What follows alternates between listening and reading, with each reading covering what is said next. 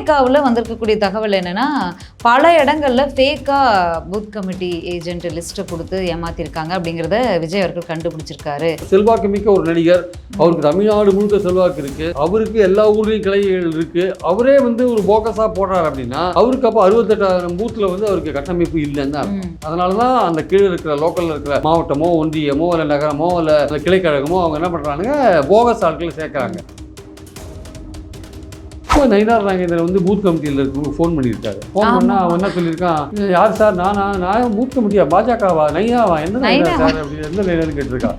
அது மட்டும் எனக்கு எதுவும் தெரியாது, என் ஃப்ரெண்டு ஒருத்தர் என்னை சேர்த்து விட்டுருப்பார் சார் அப்படின்னு. இல்லை, இவர் அறிமுகப்படுத்துறதே ஒரு கொஸ்டின் மார்க்கா, அது ரொம்ப எனக்குமே ஷாக்கிங்காக இருந்துச்சு. பாஜக மாநில தலைவர் நயினா நாகேந்திரன் கூட சொல்லிக்கல, அம்மா காலத்தில் அமைச்சராக இருந்தல்லாமா அப்படின்னு சொல்லி அவர் அறிமுகப்படுத்துறது. அவர் வந்து பாஜகவில் வந்து ஒரு பூத் கமிட்டியாக மெம்பராக இருக்கிறவங்களுக்கு மாநில தலைவர் பேர் தெரியாதுக்கிறதுக்கு வாய்ப்பே இல்லை. நயினா நாகேந்திரன் தெரியணும். இப்போ தமிழ்நாட்டில் வந்து திமுக, அதிமுக, பாஜக இதை தவிர நீங்கள் வந்து இப்போ தாவேகா இப்போ வந்திருக்கு. இப்போ பெரிய கட்சி சீமான் கட்சிக்கு வந்து சீமானுக்கு இருக்கிற டெடிகேட்டடான யங்ஸ்டர்ஸ், அவருக்கும் வந்து கீழே வந்து 68,000 பூத்தில் ஆளுங்க கிடையாது. தாவேகா பொறுத்தவங்களுக்கு விஜய் செல்வாக்கு மிக்க நடிகராக இருக்கார். அவருக்கு வந்து எல்லா ஊர்லேயும் அவரும் 2 கோடி உறுப்பினர்களை சேர்த்ததாக அவர் சொல்கிறாரு. இப்போது கோயம்புத்தூரில் பூத் லெவல் கமிட்டி மாநாடு நடத்தினார். அந்த பூத் லெவல் கமிட்டி மாநாட்டிலேயே வந்தவங்க எல்லாருமே அந்த பர்டிகுலர் 5 டிஸ்ட்ரிக்ட் ஆளுங்க கிடையாதான், வேற வெளி டிஸ்ட்ரிக்ட் ஆளுங்களாம் வேற கலந்துருக்காங்க. அதனால அது உண்மையிலேயே அந்த டிஸ்ட்ரிக்ட் ஆளுங்களான்னு சந்தேகமாக இருக்குது. அப்போது தாவேகாவை பொறுத்தவங்க அவங்க இன்னும் நல்லா ஹார்ட் ஒர்க் பண்ண வேண்டியிருக்கு, இன்னும் கட்டமைப்பை உருவாக்க வேண்டியிருக்கு. வெறும் விஜயோடைய அந்த செல்வாக்கு, திமுக எதிர்ப்பு, பாஜக எதிர்ப்பு மட்டும் இல்லாமல் அவருக்கு கட்டமைப்பை வந்து வாய்ப்புகள் குறைஞ்சிரும். ஆக்சுவலாக நேயர்களுக்கு வணக்கம். நிகழ்ச்சியில் சிறப்பு விருந்தினராக மூத்த பத்திரிகையாளர் அரசு விமர்சகர் பிரியன் இணைந்திருக்கிறார். பேசலாம். வணக்கம் சார், எப்படி இருக்கீங்க சார்? ஓகே. தாவேகா தொடர்ந்து, அதாவது இரு திராவிட கட்சிகள் பாஜக, காங்கிரஸ் இவங்கெல்லாம் வந்து அரசியலில் நீண்ட நெடிய காலமாக இருக்காங்க. அது பாஜகவுக்கு தமிழ்நாட்டில் பெரிய வெற்றி வாய்ப்புகளோ கட்டமைப்புகளோ இல்லை அப்படின்னா கூட மிக பெரும் கட்சியாக அவங்க பல மாநிலங்களும் ஆட்சி செஞ்சுருக்காங்க, மத்தியில் ஆளும் கட்சியாக இருக்காங்க. அவங்களே திணறக்கூடிய ஒரு விஷயம் இந்த பூத் கமிட்டி ஏஜென்ட், இந்த கட்டமைப்பு விஷயங்களில் தேர்தல் நேரங்களில் பல உள்குத்து வேலைகள் நடக்கும். சில இடங்களில் கட்டமைப்பே இல்லாமல் கூட தேர்தலை சந்திக்கிற நிலைக்கு வராங்க. திமுக தான் ஒரு அளவுக்கு பூத் கமிட்டி ஏஜென்ட்டுகளை கரெக்டாக கொண்டு போய்கிட்டு இருக்கக்கூடிய ஒரு கட்சியாக இருக்காங்க. இப்போ தாவேகாவில் வந்திருக்கக்கூடிய தகவல் என்னென்னா, பல இடங்களில் ஃபேக்காக பூத் கமிட்டி ஏஜென்ட் லிஸ்ட்டை கொடுத்து ஏமாத்திருக்காங்க அப்படிங்கிறத விஜய் அவர்கள் கண்டுபிடிச்சிருக்காரு. வாய்ஸ் ஆஃப் காமன் தான் வந்து இது பண்ணி கொடுத்துருக்காங்க விஜய் அவர்கள்கிட்ட அப்படின்னு ஒரு தகவல் வந்திருக்கு.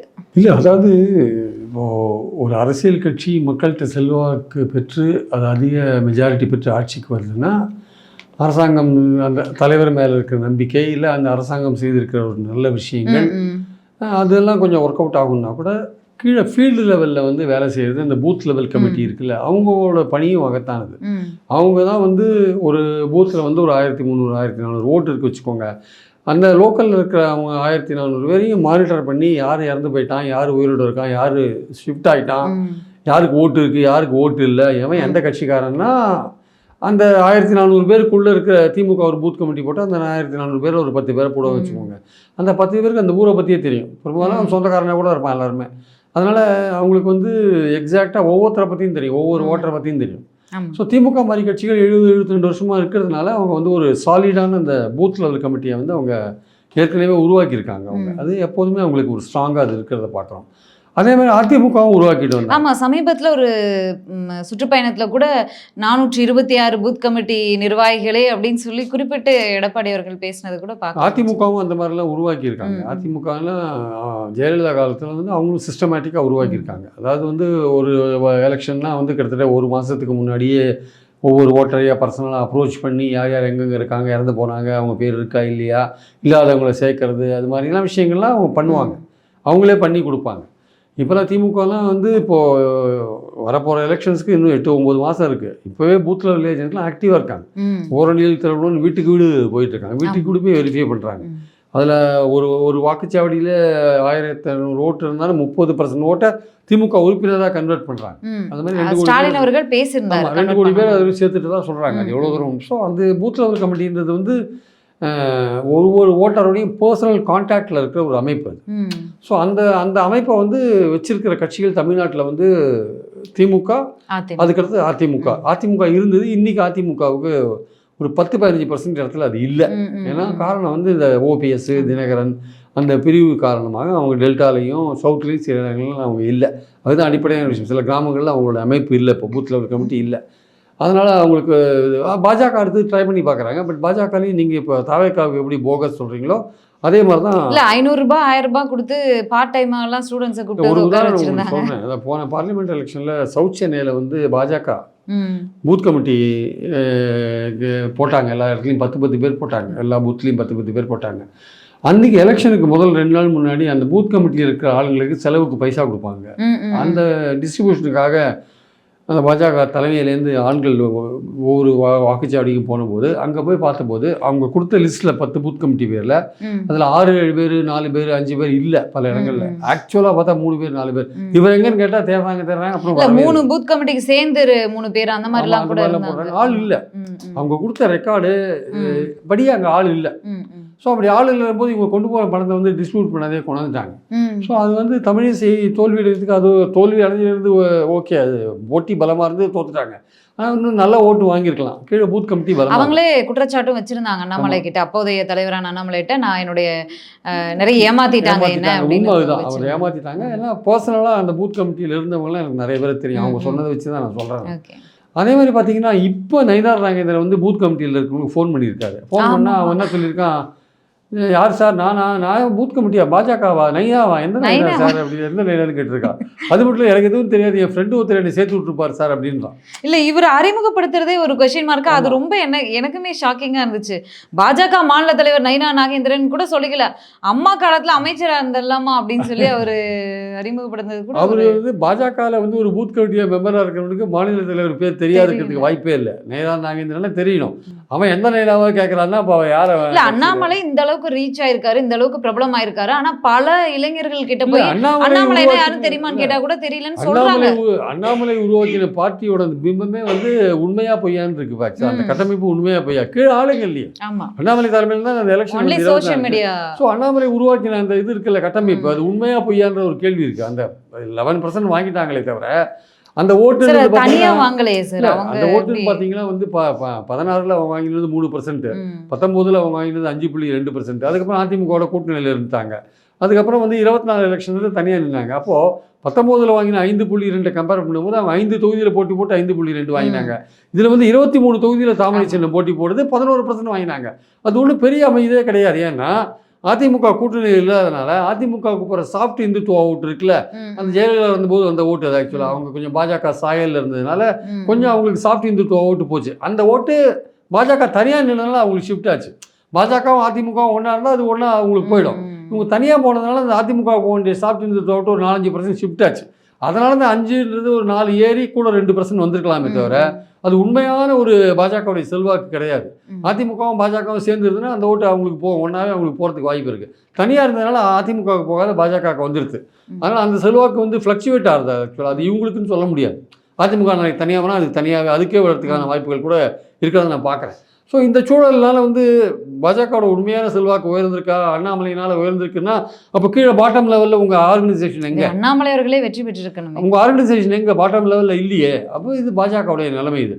அப்போ தமிழ்நாட்டில் வந்து திமுக, அதிமுக, பாஜக இதை தவிர நீங்கள் வந்து இப்போ தாவேக்கா இப்போ வந்திருக்கு. இப்போ பெரிய கட்சி சீமான் கட்சிக்கு வந்து சீமானுக்கு இருக்கிற டெடிகேட்டடான யங்ஸ்டர்ஸ், அவருக்கும் வந்து கீழே வந்து 68,000 பூத்தில் ஆளுங்க கிடையாது, பூத் கமிட்டியெல்லாம் கிடையாது. ஆனால் அவருக்கு டெடிகேட்டடாக ஓட்டு போடுறாங்க. ஆனால் அவருக்கு என்ன கொள்கை ரீதியில் இருக்கப்பட்டு வந்திருக்காங்க, ஓட்டு போடுறாங்க. ஆனால் ஒரு தொகுதியில் வெற்றி பெறுற அளவுக்கு ஓட்டு இல்லை அவருக்கு. அப்போ வெற்றி பெறுற அளவுக்கு ஒரு கட்சி ஓட்டு வாங்கணும்னா தலைவர் சிறப்பாக இருக்கணும், ஆட்சி சிறப்பாக இருக்கணும், இல்லை தலைவர் செல்வாக்காக இருக்கணும். ஆனால் அது தவிர கீழே பூத் லெவல் கமிட்டி வேலை செய்யணும். பூத் லெவல் கமிட்டி வீட்டுக்கு வீடு வேலை செஞ்சு ஓட்டர்ஸை வந்து கரெக்டாக கொண்டு வந்து ஓட்டு போட வைக்கணும். அது வந்து அது வந்து சீமானுக்கு இந்த எலெக்ஷன்லையும் வர எலெக்ஷன்லையும் இருக்கிறதுக்கு சான்ஸ் இல்லை. ஆனால் அவங்களுக்கு இல்லை. பல மாவட்ட தலைவர்கள்லாம் விலகி போயிட்டாங்க. விஜய் வந்த பிறகு அதுலேருந்து நிறைய பேர் விலகி இருக்காங்க. சீமானுக்கு இன்னும் ஒரு செல்வாக்கு இருக்குன்னா ஒரு பேச்சு மூலமாக ஒரு அட்ராக்ஷன் வச்சுருக்காரு. அந்த டெடிகேட்டடாக ஒரு கூட்டணி கிடையாதுன்னு ஒர்க் பண்ணுறாரு. அதனால் சில பேர் அவர்கிட்ட இருக்காங்களே தவிர இந்த வாட்டி அவருக்கு அந்த அளவுக்கு போன வாட்டி வந்த ஓட்டு விழுவான்னு டவுட்டான ஒரு விஷயமா இருக்குது. அப்போது இப்போ கம்மிங் டு தாவேக்கா பொறுத்த மட்டும் விஜய் செல்வாக்கு மிக்க நடிகராக இருக்கார். அவருக்கு வந்து எல்லா ஊர்லேயும் அவரும் 2 கோடி உறுப்பினர்களை சேர்த்துதான் அவர் சொல்கிறாரு. இப்போது கோயம்புத்தூரில் பூத் லெவல் கமிட்டி மாநாடு நடத்தினார். அந்த பூத் லெவல் கமிட்டி மாநாட்டிலேயே வந்தவங்க எல்லாருமே அந்த பர்டிகுலர் 5 டிஸ்ட்ரிக்ட் ஆளுங்க கிடையாதான், வேற வெளி டிஸ்ட்ரிக்ட் ஆளுங்களாம் வேற கலந்துட்டு இருக்காங்க. அதனால அது உண்மையிலேயே அந்த டிஸ்ட்ரிக்ட் ஆளுங்களான்னு சந்தேகமா இருக்கு. அப்போ அங்க இருக்கிற பூத் லெவல் கமிட்டி என்ன மாதிரி இருக்கும்? அப்போ அந்த டிஸ்ட்ரிக்ட் ஆளுங்களே கலந்து சென்னையில ப்ரொடெஸ்ட் பண்றதுக்கும் வெளியூர்ல இருந்து ஏன் ஆளுங்க கூட்டிட்டு வரணும்னு ஆளுங்க புரியல. ஏங்க சிவகங்கையில் எடப்பாடி மீட்டிங் போறாருங்க, சென்னை இந்திரா நகர்ல இருந்து ஆளுங்க போறாங்க ஒரு பஸ்ல. அது நடக்குது, காரைக்குடியில கூட்டிட்டு போறாங்க. ஏன்னா சவுத்துல ஆளு இருக்காதுன்ட்டு தமிழ்நாடு கூட்டத்தை காட்டணுங்கிற ஒரு மாயைக்குள்ள எல்லாருமே வந்துருச்சு. அது வந்து எல்லாருமே திரட்டுறாங்க. எடப்பாடி இப்போ சவுத்துலலாம் தாராளமாக திரட்டுறாரு.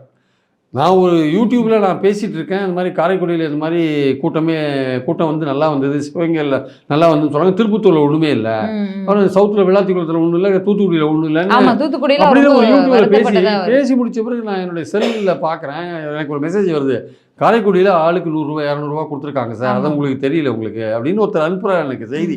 இல்ல எல்லா இடத்துலயுமே கொடுக்குறாங்க, எல்லா கட்சியினருமே கொடுப்பாங்க, காரைக்குடியில் 200 ரூபா கொடுத்துருக்காங்கன்னு தெரியுது. அப்போ நீங்க கூட்டுறது ஒரு வகை, ஆனா பூத் லெவல் கமிட்டின்றது உண்மையிலே டெடிகேட்டடா வேலை செய்யணும். அப்போ உண்மையிலே டெடிகேட்டடா அங்கே வேலை செய்யறதுக்கு ஒரு 10 பேர் இருக்கானா, 25 பேரோ 10 பேரோ 20 பேரோ ஒரு கமிட்டி வைக்கணும். அவன் என்ன பண்ணுவான், இப்போ திமுகவில் இப்போ வேலை செய்யற மாதிரி அவன் ஒரு பெரிய ரிஜிஸ்டர் போட்டு வேலை செய்வான், செத்தவன் யாரு, இருந்தவன் யாரு, மைக்ரேட் ஆகி போனவன் யாரு. இப்ப தேர்தல் ஆணையம் வேற இறந்தவங்களோட பேர் ஆட்டோமேட்டிக்கா அந்த அவனோட எலெக்ஷன் கமிஷனோட original voter list, latest voter list வச்சு செக் பண்ணுவான் எல்லாத்தையும், வீட்டுக்கு வீடு ஆள் இருக்கா இல்லையான்னு பார்ப்பான். அதெல்லாம் பார்த்துட்டு அதுல வந்து இவங்க நம்ம ஆட்களை எப்படி ஓட்டு போட வைக்கிறது அப்படின்னு. இது ஏன் நான் முக்கியமாக இருந்ததுன்னா, கடைசி கட்டத்தில் நீங்கள் வந்து பணம் வேறு டிஸ்ட்ரிபியூட் பண்ண வேண்டிய அவசியம் இருக்குது. அந்த கட்டமைப்பு வந்து கரெக்டாக இருந்தால் தான் முடியும். கீழே அந்த கட்டமைப்பு இருந்தால் தான் நீங்கள் பணத்தை டிஸ்ட்ரிபியூட் பண்ண முடியும். ஏதோ நீங்கள் 1000 500 கொடுக்குற விஷயம் அது இருக்கணும், இல்லாத பணம் சாப்பிட்டு போயிடுவாங்க. இப்போது ஓபிஎஸ்க்கு ராமநாதபுரத்தில் 40 கோடி ரூபாய் செலவழிச்சிருக்காரு அவர் சொல்கிறதுலேருந்து. ஆனால் அந்த பணத்தை வாங்கினவங்க கீழே யாருன்னு பார்த்தீங்கன்னா அமமுக காரன் வாங்கியிருக்கான், பாஜக காரன் வாங்கியிருக்கான், எவனுமே எதுவுமே டிஸ்ட்ரிபியூட் பண்ணல. ஏன்னா கீழே கட்டமைப்பே கிடையாது. அவன் பணத்தை தூக்கின்னு போயிட்டான். கேட்டால் என்ன சொல்கிறானுங்க ஓபிஎஸ்ட்ட, ஐயா இந்த மாதிரி நாங்கள் பணத்தை வாங்கிட்டு வந்தோமா, போலீஸ் எங்களை துரத்தின்னு வந்துடுச்சு, நாங்கள் எங்கள் ஊருக்கு வந்துட்டோன்ட்டானுங்க. போலீஸ் வரல, ஒன்றும் வரல, இவன் பணத்தை வாங்கி போய் ஊரில் போய் செட்டில் ஆகிட்டான், உட்காந்துட்டான். 40 கோடி ரூபாய் வந்து அவர் செலவழிச்சதா வந்து ஒரு கணக்கு வந்து தெரிஞ்சவங்கள்ட்டான்னு சொல்லிட்டு இருக்கார். அது உண்மையிலேயே பணம் போய் டிஸ்ட்ரிபியூட் ஆகலை, ஆயிருந்ததுன்னா ஒரு வேளை இன்னும் அதிகமான ஓட்டு வாங்கியிருப்பான்னு நினைக்கிறேன். ஸோ அப்போது தவேகாவோட பூத் லெவல் கமிட்டி நீங்கள் சொல்கிற மாதிரி ஒரு போகஸ் உறுப்பினர்கள் இருக்காங்க, அது வாய்ஸ் ஆஃப் காமன்ஸ் தான் கண்டுபிடிச்சாங்க அப்படின்னா இது வந்து இருக்கிறதுக்கான வாய்ப்புகள் நிறையாவே இருக்குது, அதனால சந்தேகம் கிடையாது. அப்போ செல்வாக்கு மிக்க ஒரு நடிகர், அவருக்கு தமிழ்நாடு முழுக்க செல்வாக்கு இருக்குது, அவருக்கு எல்லா ஊர்லேயும் கிளைகள் இருக்குது, அவரே வந்து ஒரு போகஸாக போடுறாரு அப்படின்னா அவருக்கு அப்போ 68,000 பூத்தில் வந்து அவருக்கு கட்டமைப்பு இல்லைன்னு தான் அர்த்தம். அதனால தான் அந்த கீழே இருக்கிற லோக்கலில் இருக்கிற மாவட்டமோ ஒன்றியமோ இல்லை நகரமோ இல்லை அந்த கிளைக்கழகமோ அவங்க என்ன பண்ணுறானுங்க, போகஸ் ஆட்களை சேர்க்குறாங்க. நீங்கள் 10 பேர் அனுப்புங்கன்னுவானுங்க. அவன் என்ன பண்ணுவான், பக்கத்து வீட்டுக்காரன் வேறு கட்சியாக இருப்பான், எந்த கட்சியும் சாராதான் இருப்பான், அவன் பேரை எழுதி அவனோட ஆதார் கார்டு நம்பர் எழுதி அவனோட டெலிஃபோன் நம்பர் எழுதி அனுப்பிச்சி விட்ருவான். எல்லாம் அது போய்டும், அது ஏதோ ஆத்தென்டிக்காக போகிற மாதிரி இருக்கும். அப்புறம் நீங்கள் பர்சனலாக செக் பண்ணும்போது தான் அவன் பேர் அவனுக்கே தெரியாது, இவன் பேரை சேர்த்து எப்படி மாட்டினாங்க. ஏன்னா ஆதார் கார்டு அவன் வேறு ஏதோ ஒரு பர்பஸ்க்காக கொடுத்துருவான், ஆதார் கார்டை அந்த எல்லா இடத்துலையும் கிடைக்கும், அது அந்த அவன் டெலிஃபோன் நம்பர் தெரியும், போட்டு அனுப்பிச்சி விட்ருவான். அவன் கடைசியில் வர ரூபாய் என்ன பண்ணுவான், 10 பேருக்கான ரூபாயை அந்த பூத் கமிட்டி சேர்மன் இருக்கான்ல அவன் வாங்கிப்பான், வாங்கிட்டு கீழே 4 பேர் கொடுத்துட்டு 6 பேர் தான் அங்கே இல்லையே, போகஸ் தானே சேர்த்துருக்கான், இவன் சாப்பிட்ருவான். இதாவது ஒரு விஷயம் இருக்குது. பூத் கமிட்டிக்கு ஒரு பணம் கொடுப்பாங்க 2 நாள் முன்னாடி. அப்போ தாவேகாவை பொறுத்த மட்டும் அவங்க இன்னும் நல்லா ஹார்ட் ஒர்க் பண்ண வேண்டியிருக்கு, இன்னும் கட்டமைப்பை உருவாக்க வேண்டியிருக்கு. வெறும் விஜயோடைய அந்த செல்வாக்கு, திமுக எதிர்ப்பு, பாஜக எதிர்ப்பு மட்டும் இல்லாமல் அவருக்கு கட்டமைப்பை வந்து பலப்படுத்த அவருக்கான வாய்ப்புகள் குறைஞ்சிரும். ஆக்சுவலாக ஓகே, திமுக அதிமுகவை எதிர்த்து களத்தில் இறங்குறாரு. எவ்வளவு கட்டமைப்பான கட்சிகள் இரண்டுமே மாறி மாறி ஆட்சி செஞ்ச கட்சிகள், அந்த அளவுக்கு ப்ளஸ் மைனஸ் எல்லாத்தையுமே தெரிஞ்ச இரு கட்சிகள், அவங்களே கட்டமைப்பில் இவ்வளோ திணறாங்க. கட்டமைப்பே இல்லாமல் கட்டமைப்பு அனுபவம் வாய்ந்த மூத்த அரசியல்வாதிகளோ அனுபவசாலிகளோ இல்லாத தாவேகா இந்த தேர்தலை எப்படி சந்திக்க போகிறாங்க அப்படிங்கிறதே ஒரு மிக பெரும் கேள்வி. கண்டிப்பாக. அதாவது அவங்க இன்னும் ஒரு பகுதியில் தான் மாநாடு நடத்திருக்காங்க, இன்னும் வேலூர் நிலத்தில் பல ஏரியாக்கள்லாம் இன்னும் நடத்தலை. இவர் வந்து அதுக்குள்ளேயும் செப்டம்பரில் ஆகஸ்ட்டில் இப்போ 21 மாநாடு வேறு வச்சுட்டாரு.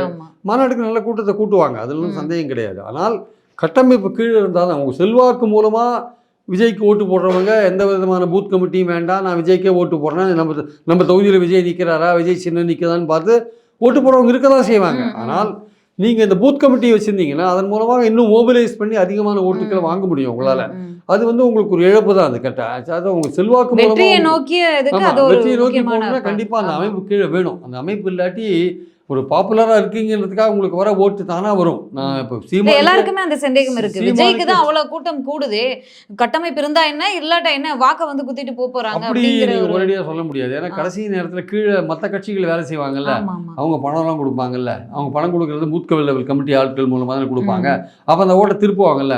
பணத்தை வாங்கிட்டு ஒருத்தன் வந்து தவைக்காக ஓட்டு போட மாட்டான், பணத்தை வாங்கிட்டாலும் திமுக ஓட்டு போட்டுருவான். பணத்தை வாங்கிட்டு இன்னொரு விஷயம் இருக்குல்ல சார், இவருடைய பேச்சுக்கள், இவருடைய செயல்பாடுகள், இவங்களுடைய திட்டங்கள், தாவேக்கா நீங்க திமுக மேல குறை சொல்லிட்டே இருக்கீங்க. என்ன மாற்று திட்டம் வச்சிருக்கீங்க, நீங்க வந்தா என்ன பண்ணுவீங்க, அதை நீங்க இப்போ வரைக்கும் பேசலையே. இல்ல, அவரை பொறுத்த மட்டும் இப்போ நெகட்டிவான ஒரு விஷயத்தை தான் எடுக்கிறார். திமுகவுக்கு எதிரான ஒரு விஷயத்தை தான் கையில் எடுக்கிறார். திமுக செய்த அவங்க ஆட்சியில் உள்ள குறைகள் போன்ற விஷயங்கள் அந்த குறைக்கு நீங்க எப்படி நிறைய சேர்ப்பீங்க, நீங்க வந்தா என்ன பண்ணுவீங்கன்னு சொல்லணும்ல. தேர்தல் இருக்கிறது அவர் கொடுக்குற வாக்குறுதிகள் மூலமாக தான் நம்ம புரிய வரும்.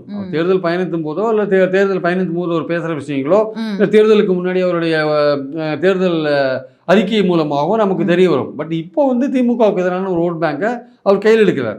அந்த ஓட் பேங்க்கும் வந்து ஏற்கனவே சீமான்ட்டையும் எடப்பாடிட்டையும் கொஞ்சம் போயிட்டு இருக்கு. அதில் கொஞ்சம் ஒரு பிரித்து கொஞ்சம் எடுப்பார். பாஜக எதிர்த்து பேசுகிறார், எதிர்த்து சீரியஸாக பேசுகிறாரு தெரியாது.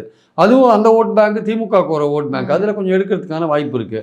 அவருடைய ரசிகர்கள் வந்து எல்லாருமே வந்து இவர் கட்சி ஆரம்பிச்சது விரும்புவாங்களா தெரியாது. வெவ்வேறு கட்சிகளில் இருக்க கூட ரசிகர்களாக இருப்பாங்க. ஸோ ஒரு 70% இவரோட ரசிகர்கள் இவருக்கு ஓட்டு போடுறதுக்கான வாய்ப்பு இருக்கு. நடுநிலையாளர்கள் கொஞ்சம் பேர் ஓட்டு போடுறதுக்கான வாய்ப்பும் இருக்கு. அதனால பல தரப்புலேருந்து ஓட்டு வரதுக்கான வாய்ப்பு இருக்குங்க. அதனால் இவருடைய செல்வாக்கு மட்டுமே அந்த ஓட்டுக்கள் எல்லாம் இவருக்கு ஓட்டா மாறுமான்றது கேள்விக்குறி. கீழே இருக்கிற கட்டமைப்பு ஒழுங்காக இருந்தால் அதை சேனலைஸ் பண்ணி ஒழுங்காக கொண்டுறதுக்கான வாய்ப்புகள் இருக்குது. அது வந்து இவருக்கு அது சரியாக பல இடங்கள்ல இன்னும் மாவட்ட செயலாளர் ஒன்றிய செயலாளர் போடாத தான் இருக்காங்கன்னு நினைக்கிறேன். ஸோ அதெல்லாம் போட்டாங்கன்னா, கீழே கட்டமைப்பை உருவாக்கினாங்கன்னா, ஓரளவுக்கு இந்த திராவிட கட்சிகள் மாதிரி அவங்களும் வந்து ஒரு ஃபைட் கொடுக்கறதுக்கான வாய்ப்பு இருக்குது. மக்கள் சந்திப்புகளும் மக்கள் பிரச்சனைகளை உணர்வுபூர்வமாக புரிஞ்சுக்கிட்டு அதுக்கான தீர்வை தேடுவது தான் இதுக்கு. அவங்கள தான் மக்கள் வரவேற்பாங்களா அப்படிங்கிற ஒரு சந்தேகம் இருக்குது. மக்கள் எப்படி சூஸ் பண்ண போகிறாங்க அப்படிங்கிற சந்தேகமும் இருக்குது. முதல் இப்போ மாநாடு வேற வருது. முதல் மாநாட்டிலே கிட்டத்தட்ட 4 பேருன்னு நினைக்கிறேன் மாநாட்டுக்கு வர வந்த வழியில் இறந்துட்டாங்க. அந்த 4 பேர் குடும்பத்தையும் விஜய் அவர்கள் போய் சந்திக்கலை. புசி ஆனந்த் தான் ஒரு இடத்துக்கு போனார். போன புசி ஆனந்தை விரட்டி அடித்தாங்க. ஒரு தொண்டை வந்து உயிரிழந்திருக்கான், வந்து அவனுக்கு ஒரு மரியாதை செலுத்த முடியலையா, நீங்கள் எதுக்கு வரீங்கன்னு ஒரு விரட்டுனாங்க அந்த குடும்பத்தை சார்ந்தவங்க. அப்படி உள்ள விஜய் இப்போ நேற்றைக்கா இல்லை நேற்று முன்தினமும் தெரியல, முதலாக மக்கள் மன்றத்தை விஜய் அவர்களுக்காக ஆரம்பித்த நபர் வந்து உயிரிழந்திருக்கிறார். இது வரைக்கும் ஒரு இரங்கல் செய்தி கூட விஜய் அவர்கள் தெரியப்படுத்தலை. விஜய்க்காக முதல் மக்கள் மன்றத்தை அவர் ஆரம்பித்தார். ரசிகர் மன்றத்தை மக்கள் மன்றங்களாக கன்வெர்ட் பண்ணார். இவ்வளவு தீவிர பணி செய்த அவருக்கு ஒரு இரங்கல் கூட விஜய் அவர்கள் பதியப்படுத்தலை. என்ன செய்வார் விஜய் அப்படின்னு யோசிக்க மாட்டாங்களா அவருடைய? இல்லைங்க, விஜயை பொறுத்த மட்டும் அவருக்கு கம்யூனிகேஷன் கேப் இருக்குன்னு நினைக்கிறேன். அவரை மீட் பண்ண முடியல, அவருக்கு நெருங்கிய மீட் பண்ண முடியல. அவரும் பேப்பரெல்லாம் ஒழுங்காக படிக்கிறாரா நமக்கு தெரியாது. எழுதி கொடுத்தது ஒரு டைலாக் மாதிரி படிச்சுட்டு போகிறாரான்னு தெரியாது. அவர் உண்மையிலேயே பத்திரிகைக்காரங்களை மீட் பண்ணாதான் அவர் எக்ஸாக்டாக அவரோட ஒரிஜினாலிட்டி இருக்குல்ல, இயல்பாகவே வந்து பதில் சொல்லக்கூடிய தகுதி படைத்தவரா, எல்லா விஷயங்களையும் அவர் தெரிஞ்சு வச்சுருக்காரா, தமிழ்நாட்டு அரசியல் இந்திய அரசியலை பற்றி அவருடைய பார்வை எப்படி இருக்குது, இதெல்லாம் உண்மையிலேயே வெளிவரணும்னா அவர் பத்திரிகையாளர்களை சந்தித்து அவர் கேள்விகளுக்கு பதில் சொல்லும்போது தான் உண்மையிலே எந்த விதமான ஒரு ப்ரிப்பரேஷனும் இல்லாமல் பதில் சொல்லும்போது தான் தேடுதலுக்கான ஒரு நேரம் அவருடைய இது தெரியும். பொட்டன்ஷியாலிட்டி அவர் என்ன மாதிரியான ஒரு மெட்டீரியல், அவர் தமிழ்நாட்டு அரசியலுக்கு ஏற்ற மெட்டீரியல் தானே, அவர் உலக அரசியலையும் இந்திய அரசியலையும் தமிழ்நாடு அரசியலையும் ஓரளவுக்கு தெரிஞ்சு வச்சிருக்காரா, இல்லை அவர் வந்து யாரை பற்றி என்ன பார்வை வச்சிருக்காரு அப்படின்றதெல்லாம் அப்போ தான் தெரியும். அவரை வளர்த்துக்கக்கூடிய இதுவும் அந்த நேரத்தில் வரும். அது வந்து பத்திரிகையாளர்களை வந்து நீங்கள் சந்திக்கணுங்க. இப்போ மோடி யாரையுமே சந்திக்க மாட்டேன்னா எழுதி கொடுத்து படிச்சுட்டே இருக்கார். மன் கி பாத்னு அவர் மட்டுமே பேசிட்டு இருக்காரு, மற்றவங்க பேச்ச கேட்கறது இல்லை. ஒரு பத்திரிகையாளரை சந்திக்கிறார் மோடி. எப்போ பார்லிமெண்ட் ஆரம்பிக்கும் போது மைக்கில் பேசிட்டு போயிட்டே இருப்பார் பார்லிமெண்ட் வாசலில், மற்றபடி சந்திக்கிறது. அதை ஒரு பெருமையாக சொல்கிறாங்க பாஜகவில். பத்திரிகையாளர்களை சந்திக்காமே இருக்கிறது எவ்வளோ பெரிய விஷயம் பார்த்தீங்களா அப்படின்னு பெருமையாக. ஒரு ஜனநாயகத்தில் ஒரு தலைவர் வந்து இன்ட்ராக்ட் பண்ணுறது வந்து மக்கள்கிட்ட நேரடியாக பார்க்க முடியாது, பத்திரிகையாளர் மூலமாக தான் மக்களை கான்டாக்டில் வச்சு கம்யூனிகேட் பண்ண முடியுன்றது அதை புரிஞ்சிக்காம அதை பெருமையாக நினைக்க ஆரம்பிச்சிட்டாங்க. பத்திரிகையாளர் சந்திக்காத இருக்கிறதே பெருமையாக நினைக்க ஆரம்பிச்சிட்டாங்க. நீங்கள்லாம் ஒன்றும் இல்லை, நீங்கள்லாம் தேவையே இல்லை எங்களுக்கு அப்படின்ற அந்த அளவுக்கு போகிறாங்க. ஸோ மீடியானால தான் நாங்கள் இல்லை, மீடியாவுக்கு எங்களுக்கு நீங்கள்லாம் என்ன எங்களுக்கு வேஸ்ட்டு, நீங்கள் எங்களுக்கு தேவையே இல்லை, எங்களோட சேனலே வேறு மாதிரி இருக்குது அப்படின்னு அந்த ஆங்கிளில் போகிறாங்க. கிட்டத்தட்ட விஜயும் பார்த்தீங்கன்னா இதுவரையும் ப்ரெஸ்ஸை மீட் பண்ணவே இல்லை. அவருக்கு என்ன பிரச்சனை, அவங்க ஆளுங்களே மீட் பண்ண மாட்டேங்கிறாருங்க. இப்போ ஒரு உதாரணமாக அவங்க இதுலேயே இருக்கிற அவங்க நெருங்கி வந்த செய்தி தொடர்பாளர்கள் அவங்களே அவர் மீட் பண்ண மாட்டேன்றார். இப்போ இந்த ஐயநாதன் போன்றவர்கள்லாம் வந்து ஒரு தடவை தான் மீட் பண்ணாங்க, அதுக்கப்புறம் மீட் பண்ண முடியல. இன்னொரு செய்தி தொடர்பாளர் இருக்கார், அவர் வந்து பார்க்கவே முடியல, சந்திக்கவே முடியல. அப்போ யாரை தான் சந்திக்கிறாரு, என்ன தான் பேசுகிறாரு, அவருக்கு அன்றாட நடப்புகள்லாம் யார் தான் சொல்கிறாங்களோ அவரே படித்து தெரிஞ்சுக்கிறாரா, ஒன்றுமே புரியல. அவருடைய ஸ்டைல் ஆஃப் ஃபங்க்ஷனிங் இருக்குல்ல, அது நமக்கு தெரியவே இல்லை. Unless he meets the press. அவர் வந்து மேடையில் பேசுகிறதெல்லாம் வந்து அவருக்கு எழுதி கொடுக்குற டயலாக வச்சு சினிமா நடிகர் இருக்கிறதுனால வந்து ஒரு 10 தடவை பார்த்துட்டு வந்தார்னா அப்புறம் மேடையில் வந்து அதை அப்படியே எடுத்து பேசுறது ஒன்றும் பெரிய விஷயம் கிடையாது. நீங்கள் பத்திரிகையாளர்கிட்ட எக்ஸ்டம்போராக எந்த விதமான தயாரிப்பும் இல்லாமல் ஒரு பதில் சொல்லும்பொழுது தான் நீங்கள் என்ன மாதிரியான ஒரு மெட்டீரியல், நீங்கள் என்ன மாதிரியான விஷயங்களை தெரிஞ்சு வச்சுருக்கீங்க, எந்தவித கொள்கை குழப்பமும் இல்லாத இருக்கீங்களா, ஒரு தெளிவான பார்வை இருக்கா உங்களுக்கு பல விஷயங்களை பற்றின விஷயம். அது வந்து எங்களுக்கு மக்களுக்கு எப்போ தெரியும்னா நீங்கள் பத்திரிகையாளரை சந்திக்கும் போது தான் தெரியும். அப்போ இந்த மாதிரி ஒரு தொண்டர் இறந்து போயிருக்காருன்னா அந்த செய்தி அவருக்கு போச்சா இல்லையா நமக்கு தெரியாது. புச்சி ஆனந்த் போய் சொன்னாரா, இல்லை இன்னொரு ஜான் ஆரோக்கியசாமி சொன்னாரா, இல்லை இந்த அவருடைய நண்பர் வேற இப்ப வந்திருக்காரு தலைமை குழுவில், அவரும் இருக்காரு, விஜய் அவர்களுடைய நண்பர். இல்லை 4-5 பேர் அட்வைசர்ஸ் வச்சுருக்காங்க, அவங்களாம் சொன்னாங்களா இல்லையான்னு நமக்கு தெரியாது. இதுக்கு நடுவில் வந்து அதனால் இந்த மாதிரியான ஒரு கம்யூனிகேஷன் அவர் தொடர்பு கொள்றதுக்கான வாய்ப்புகள் ரொம்ப குறைவுன்னு அந்த சுற்று வட்டாரத்தில் இருக்கவங்க சொல்கிறதுனால, ஏன்னா விஜய் ஒரு பக்கம் ஆஃபீஸ் வச்சுருக்காரு, ஒரு பக்கம் சென்னையில் ஒருத்தர் ஒர்க் பண்ணிட்டு இருக்காரு, இன்னொருத்தர் வேற எங்கேயும் ஒர்க் பண்ணிட்டு இருக்காரு. அந்த தலைமை கழகத்தில் யார் இருக்காங்க, என்ன இருக்காங்க, வெளியூர்லேருந்து ஒருத்தர் வந்து விஜய் வீட்டு வாசலில் காட்டினா கூட பார்க்கறதுக்கான வாய்ப்பே கிடைக்கல. எவ்வளோ பிஸியாக இருந்தார் எம்ஜிஆர், எவ்வளவு அவசரத்தில் போனாலுமே வெளியில் 4 பேர் வந்திருக்காங்க வெளியூரில் இருந்தாலும் நின்று விசாரிச்சுட்டு எங்கேருந்து வந்திருக்கீங்க என்ன ஏதுன்னு கேட்டுட்டு போவாங்க. பெரிய தலைவர்கள்லாம் பெரும்பாலும் அப்படி தான் பண்ணுவாங்க. இவர் வெளியில் வந்து கேட்டு வெளியில் வந்து படுத்துட்டாங்க, யாரும் பார்க்கறது கூட இல்லை, இவர் பார்க்கறது கூட இல்லை. அப்புறம் பல ஃபங்க்ஷன்ஸில் வந்து இவர் கான்டாக்ட் பண்ணவே மாட்டேங்கிறாரு. இவர் வராரு, பவுன்சர்ஸோட வராரு, இவர் பேசுகிறாரு. இருக்கும்போது ஒரு கம்யூனிகேஷனே இல்லாத வந்து விஜய் இருக்காரோ அப்படின்ற ஒரு சந்தேகம் வருது. ஸோ அன்லஸ் வந்து அவர் வந்து பத்திரிகையாளர்களை மீட் பண்ணாலே தவிர அவரோட ஒரிஜினாலிட்டி நமக்கு தெரியறதுக்கான வாய்ப்புகள் இல்லை. ரெண்டாவது அவர் வந்து பல விஷயங்கள் அவருக்கு தெரியக்கூடிய வாய்ப்பு இருக்கா இல்லையான்றது ஒரு சந்தேகமாக இருக்குது. அவர் ஒரு செல்வாக்குமிக்க நடிகராக இருக்கார், ஒரு இடத்துல வந்து பெரிய கூட்டம் கூடுதுன்ற ஒரே ஒரு விஷயமும் அவர் பாஜகவை கொள்கை எதிரியாகவும் திமுக அரசியல் எதிரியாகவும் டிஃபைன் பண்ணியிருக்கிற விஷயம் தான் ரொம்ப முக்கியமான விஷயமா இப்போ இருக்குது. ஆனால் அதை தொடர்ந்து வந்து என்ன மாதிரியான ஒரு அரசியலை அவர் கையாள போகிறாரு, இப்போ நீங்கள் சொல்கிற மாதிரி ஒரு தொண்டரை இறந்து போனால் போய் பார்க்கறது போன்ற விஷயங்கள். இப்போ வந்து இப்போ திருபுவனத்தில் அந்த காவல் மரணத்துக்கு போய் அந்த இவரை போய் பார்த்துட்டு வந்தார். அதனால் வந்து விஜய் அவர்கள் வந்து நிச்சயமாக இன்னும் நிறைய வந்து அரசியலில் வந்து நிறைய படிநிலைகளை தாண்ட வேண்டிய அவசியம் இருக்குது. வெறும் நான் தான் பிரபல நடிகர், நான் வந்து இந்த மாதிரி கொள்கை எதிரி பாஜக, அரசியல் எதிரி திமுக, அல்லது திமுக எதிர்த்து அரசியல் பண்ணுறது, அதன் மூலமாகவே மட்டும் வந்து மக்கள்கிட்ட ஓட்டு வாங்கிட முடியாது. கீழே வந்து கட்சியை பலப்படுத்தணும், தன்னையும் வந்து கம்யூனிகேட் பண்ணுற லெவலில் வச்சுக்கணும், தான் வந்து எல்லா விஷயங்களும் தெரிந்தவராக இருக்காரான்னு மக்களுக்கு தெரியணும்னா பத்திரிகையாளர்களை சந்திக்கணும். இந்த மாதிரி பல அணுகுமுறைகளை அவர் கையாள வேண்டியிருக்கு. ஸோ அவர் தொடர்ந்து மாநாடு நடத்தும் போதும் பயணம் போகும்போதும் இன்னும் வந்து பல விஷயங்களை தெளிவாக்குவார்னு நினைக்கிறேன். ஆக்சுவலாக அதே மாதிரி கட்சியையும் வந்து ஒரு கட்டுமானங்களை உருவாக்குவார்னு நினைக்கிறேன். உருவாக்கினா வந்து அவர் வந்து திமுக திராவிட கட்சிகளுக்கு இணையான ஒரு போட்டியை கொடுக்கறதுக்கான வாய்ப்புகள் இருக்கு. ஆக்சுவலாக இந்த முறை அந்த வாய்ப்பு குறைவு அப்படின்னு தான் எல்லாருடைய கருத்தாக இருக்குது. உங்களுடைய கருத்து என்னவா இருக்குது? இல்லை, இந்த முறை அவர் வந்து இந்த மாதிரியான கட்டுமானங்களெல்லாம் உருவாக்கி தெளிவான பாதையை நோக்கி போனார்னா அவருக்கு பல இடங்கள்லேருந்து ஓட்டு வரத்துக்கான வாய்ப்புகள் இருக்குது. அதை வந்து கன்சாலிடேட் பண்ணணும்னா அந்த கட்டுமானங்களை உருவாக்கணும். அது உருவாக்கிட்டு இவர் வந்து இன்னும் கொஞ்சம் பொதுமக்களுக்கு இன்னும் அணுகிற முறையில் அவர் இருக்கணும். பல கருத்து கணிப்புகளில் வந்த மாதிரி 20% வாக்குகளை விஜய் அவர்கள் பெற்று விடுவார். 20% பெறுவாரா இல்லையான்னு சொல்ல முடியாது, வாய்ப்புகள் இருக்குது அவருக்கு. ஆனால் அது வந்து ரியாலிட்டியில் என்னவா மாறும்னு சொல்ல முடியாது. அவருடைய உழைப்பை பொறுத்து அது இருக்கு. ஆக்சுவலாக அவர் எடுக்கிற அரசியலை பொறுத்து அது இருக்கு. நன்றி சார், நன்றி உங்களுடைய நேரத்துக்கும் கருத்துக்களுக்கும்.